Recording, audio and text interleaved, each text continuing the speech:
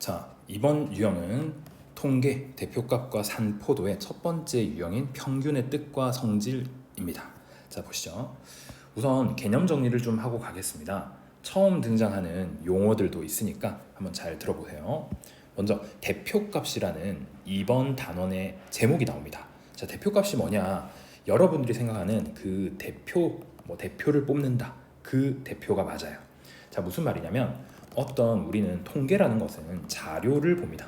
어떤 자료요? 여러분들의 성적 자료, 여러분들의 키, 몸무게 이런 것들을 다 자료라고 생각할 수 있겠죠.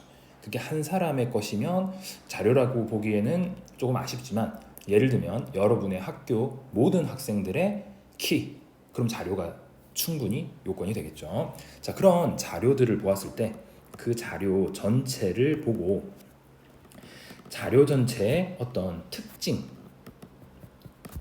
특징이나 이런 경향이라는 말도 씁니다. 조금 어렵게 느낄 수 있지만 어떤 경향이라는 거는 분위기 이런 거, 그 자료들이 어떤 스타일인지, 어떤 이런 특별한 점이 있구나. A 학교의 학생들의 키는 되게 크구나. B 학교 학생들은 조금 작은 편이구나. 이런 것들이 이제 특징이 되겠죠. 그래서 그런 특징이나 경향들을 방금 선생님이 말했듯이 크다 작다 이런 추상적인 단어가 아니라 하나의 수로 표현하는 것을 말합니다. 하나의 수로 표현을 하는 거죠. 예를 들면 A 학교의 키는 대체로 80 정도다. B 학교의 키는 대체로 50 정도다. 그러면 우리가 크다 작다를 떠나서 그 정도의 차이가 대체로 있구나 라는 거를 더 잘 와닿게 되겠고, 그리고 비교가 훨씬 더 쉽겠죠. 자, 그래서 그러한 대표값을 설정을 합니다. 그런 대표값에는 우리가 배울 것이 앞으로 평균이라는 대표값이 있고요. 많이 들어봤죠. 그리고 중앙값이라는 대표값도 있고요. 요거는 들어본 친구도 있고 아닌 친구도 있을 거예요. 그 다음 최빈값이라는 게 있습니다. 최빈값, 최고 빈도가 높은 값이다. 이런 줄임말이에요. 다시 설명하겠습니다. 자, 이런 등등의 대표값들이 등장을 할 것이고, 그 값들마다 특징들이 다 달라서 어떤 자료에는 어떤 평균이 좋을 수도 있고, 비교를 할 때 어떤 자료들에는 중앙값이 더 효율적일 수도 있고, 이게 다 달라요. 자, 그래서 그 특징들을 파악하시고 어떻게 사용해야 될지를 여러분들이 결정을 하시면 됩니다. 지금 여기서 배우는 거에서는 여러분들이 다른 걸 할 필요는 없고 이 것들을 어떻게 구하는지 그거를 익숙하게 만드는 게 최우선 목표입니다. 그렇게 생각하시면 돼요. 자, 그러면 그 대표값 중에 우리는 첫 번째로는 바로 이 평균을 배워볼 겁니다. 가장 많이 사용하는 것이죠. 자, 그 평균을 배우려고 하면 별량이라는 단어가 나오게 되는데, 요거는 복잡하게 생각하실 게 없어요. 뭐냐면 어떤 자료의 수량입니다. 자료의 수량요? 이 말도 어려운데 예를 들면 쉬우실 거예요. 선생님이 아까 말했던 학생들의 키라는 자료를 갖고 왔다라고 하면 어떤 A라는 학생은 A 학생의 키는 180cm이다. 그러면 이 180을 이 A 학생의 별량이라고 보면 되는 겁니다. 그리고 만약에 B 학생이 등장했다. B 학생은 키가 165래요. 그러면 이 165라는 이 숫자가 바로 별량이 되는 거죠. 그래서 여기에서의 별량은 180 하나, 165 하나, 이런 식으로 우리가 숫자로 나타낼 수 있는 값을 말합니다. 되겠죠? 몸무게도 가능할 거고요. 나이도 가능할 거고요. 근데 이런 건 있겠죠. 이쁘다 안 이쁘다. 이 A 학교 학생들이 이쁘냐, B 학교 학생들이 더 이쁘냐, 그걸 우리가 추상적인 단어로 예쁘다 쓰면 그거는 비교가 좀 어렵겠죠. 그리고 정리도 어려울 거고, 그래서 우리는 숫자로 정리되는 걸 원하는 겁니다. 자, 그럼 이 용어 두 개를 가지고 이제 첫 번째 대표값인 평균을 한번 찾아보겠습니다.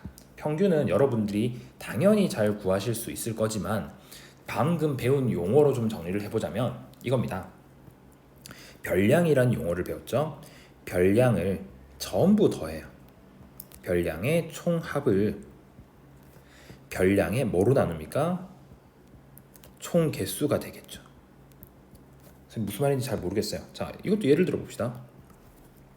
우선은 뭐 10명의 학생들의 수학 성적의 평균을 내고 싶다라고 하면 우리 어떻게 하냐요? 10명의 학생들의 점수를 다 더하죠. 100점짜리도 있을 거고 90점 받은 학생도 있을 거고 뭐 50점 받은 학생도 있을 거고 10명을 다 더하죠. 그래서 뭐 마지막 학생이 70점 받았다. 그러면 그 모든 점수들을 다 더한 거, 이게 바로 별량의 총합이라 부르는 겁니다. 하나하나의 점수가 다 별량인 거죠. 그러면 별량의 총 개수인 10명, 자 10명인 10으로 나누면 그게 바로 평균이 된다는 겁니다. 이해될까요? 네, 그러면 이렇게 배운 내용을 가지고 한번 예를 들어 보겠습니다. 선생님, 이 평균은 뭐 어떨 때 쓰나요? 자, 예를 들어 A 학교, B 학교 두 학교의 학생들의 수학 점수를 비교를 해보고 싶어요. 자, 지금 선생님이 8명의 학생들의 점수를 적어놨는데 실제로는 더 있겠죠. 몇천 명씩 있겠죠. 자, 그러면 A 학교의 점수와 B 학교의 점수를 누군가 비교를 하고 싶습니다. 뭐 교육청에 계신 분이라든지 뭐 여러 상황이 생기겠죠. 그럼 A 학교, B 학교 지금 수학 성적에서 어떤 차이가 있냐라고 생각을 하면 여러분들 보세요. A 학교를 보니까 제일 눈에 띄는 게 100점 학생이 2명이 있습니다. 오, 잘하는 것 같아 하고 생각할 수 있고요. B 학교에는 아무리 살펴봐도 100점이 없어요. 90점 넘은 학생도 아무도 없습니다. 그러면 첫눈에는 A 학교 학생들이 더 잘한 것처럼 보일 수 있어요. 근데 우리가 조금 애매모호하죠. 최고 점수는 A 학교가 더 높겠지만 그걸로는 부족하다. 왜냐하면 전반적인 학생들의 성적을 비교하고 싶은 거니까. 그래서 어떤 값을 우리가 대표로 두자. 그 대표값 뭐 배운 겁니까? 평균이죠. 자, 그럼 평균을 지금 이 8명에 한해서만 한번 계산을 해볼게요. 자, A 학교 같은 경우는요, 이 8명의 학생을 다 더하면 자 200, 300, 400, 500. 자, 현재 A 학교의 8명의 점수는 합이 500점입니다. 그러면 8명이니까 8로 나누겠죠. 자, 이게 현재 8명의 학생의 평균 점수인 거죠. 자, B 학교 볼까요? 150, 300, 그 다음에 420, 490, 555. 자, 555입니다. 역시 8로 나누면 8명의 학생들에 대한 평균은 나오겠죠. 실제로는 물론 나머지 기타 학생들까지도 있기 때문에 점수는 달라질 겁니다. 근데 8명만 비교해 보자면 A 학교, B 학교의 평균만 봤을 때는 누가 더 높은가요? B 학교가 더 높죠. 그럼 우리는 이렇게 말할 수 있는 겁니다. A 학교와 B 학교 중에 B가 잘하네요 이렇게 말하는 게 아니라 B 학교의 평균을 보니 A 학교보다는 더 높습니다. 그러니까 B 학교가 전반적으로 A 학교보다는 더욱 우수한 걸로 보입니다. 자, 실제로 점수를 보더라도 100점들이 있었지만 20점, 50점 등의 하위 점수를 받은 친구들이 많아요. 그러면 A 학교는 전반적으로 잘한다고 보기는 어려울 수 있는 거죠. 알겠습니까? 이런 비교를 위해 우리는 대표값을 배우는 거고요. 그중 하나인 평균을 지금 하는 겁니다. 자, 그럼 우리 실제로 평균 구하는 연습을 더 해보도록 하겠습니다. 첫 번째, 유형 분석 문제를 통해서 볼게요. 자, 용어들이 나옵니다. 세 개의 별량 ABC. 자, 별량이란 단어 뜻 말했죠. 자, 세 개의 별량 ABC의 평균이 15일 때, 뭐 예를 들면 이런 거예요. 별량이라는 게 키라고 우리가 생각을 하면 A의 키, 세 학생의 키가 A, B, C라는 세 값이라는 거죠. 그러니까 A는 뭐 160이 될 수도 있고 B는 뭐 170이 될 수 있고 180이 될 수 있고, 자, 그런 걸 별량이라 했습니다. 자, 그랬을 때 이 평균 값이 15일 때 5개의 별량의 평균을 구하여라. 자, 우선 끊어서 한번 보겠습니다. 3개의 별량의 평균이 15라는 걸 가지고 우리가 식을 한번 작성해 볼게요. 자, 평균 15라는 것은 어떻게 구하면 됩니까? 우선 별량들을 총 합한 걸 분자에 넣는다라고 했죠. 자, 그러면 A와 B와 C를 다 더해서 자, 뭘로 나눕니까? 별량의 총 개수, 즉 3개 있으니까 3으로 나누는 거죠. 맞습니까? 자, 그게 15라는 말이고요.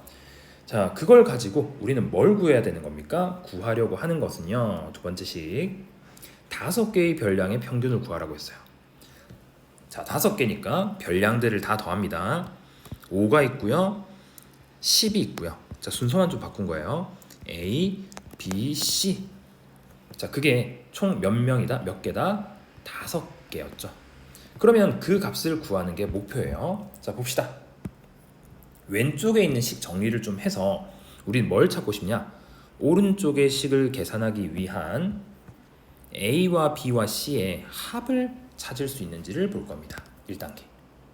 자, 그러면 보니까 A, B, C 따로는 몰라도 합은 왼쪽에 1번식에서 찾을 수 있겠네요. 어떻게 됩니까? A, B, C의 합은요. 바로 15와 3을 곱한 45가 되겠네요. 그럼 이 구한 값을요. 어디다가? 우측에 있는 식에다가 적용을 하시면 여기가 45가 되고요. 5와 10과 45를 더하니까 60. 60을 5로 나누니까 결과 평균값은 뭐가 된다? 12가 된다. 이렇게 볼 수 있습니다. 되겠습니까? 자, 그래서 첫 번째 유형 분석의 정답은 5번이었습니다. 자, 여러분들이 익힐 것은 이거예요. 문제에서 주어져 있는 힌트를 가지고 평균을 식으로 쓸 수 있느냐 하는 겁니다. 그리고 이 힌트에서 찾은 정보로 우리가 구하려는 것을 또한 구할 수 있느냐. 그래서 제일 중요한 건 개념, 식을 기억하셔야 되고 잘 써야 됩니다.